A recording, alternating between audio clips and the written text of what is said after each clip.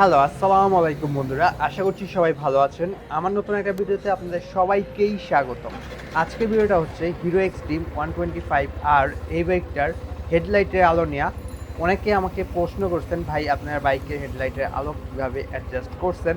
আমার বাইকের আলো অ্যাডজাস্ট করছি হচ্ছে হিরো সার্ভিস সেন্টার থেকে।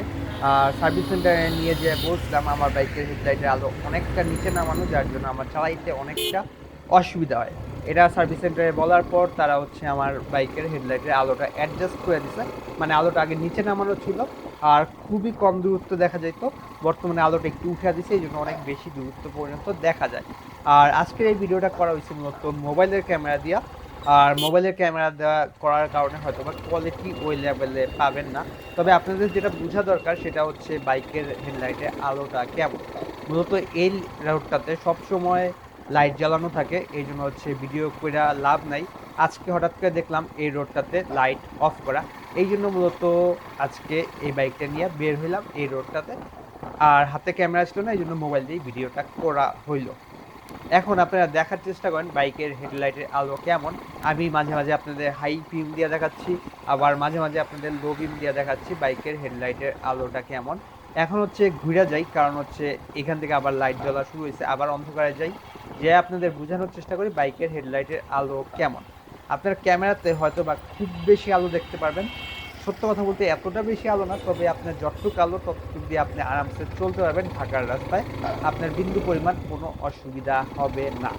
মানে আপনার একবারে অন্ধকার রাস্তায় খুব ভালো চলতে পারবেন, তবে যেই সমস্ত রাস্তায় দুই পাশ দিয়ে গাড়ি যাতায়াত করে, মানে ওয়ান ওয়ে লেন বলতে পারেন, মানে এক সাইডে হচ্ছে আপনার গাড়ি আসবে, এক সাইডে গাড়ি যাবে, কোনো ডিভাইডার নাই, ওই ধরনের রাস্তায় এই বাইকটার হেডলাইটের আলো আপনার কাছে কম মনে হবে, কারণ বিপরীত দিক থেকে যখন লাইটের আলোটা আসে তখন আমাদের চোখ অনেকটা কম দেখে।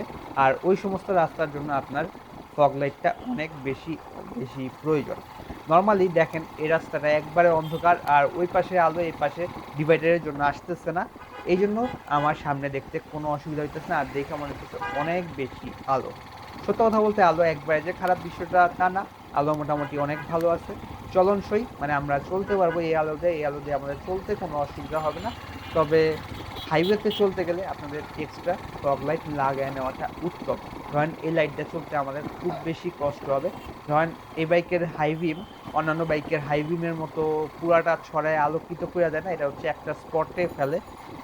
আমি মাঝে মাঝে হাই বিম দিতেছি, আপনারা একটু খেয়াল করে দেখেন, হাই বিম দিলে একটা স্পটে ফেলে ওই জায়গাটা একটু বেশি আলোকিত করে, অনেকটা টর্চ লাইটের আলোর মতো।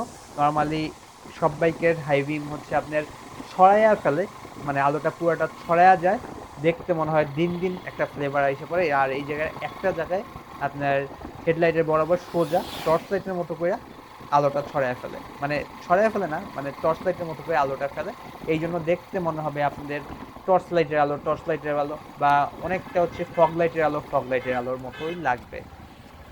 যেহেতু ভিতরে প্রজেকশন হেডলাইট ব্যবহার করছে, সেহেতু আলোটা আপনার টর্চ লাইটের আলোর মতোই হবে, এই বিষয়ে কোনো সন্দেহ নাই।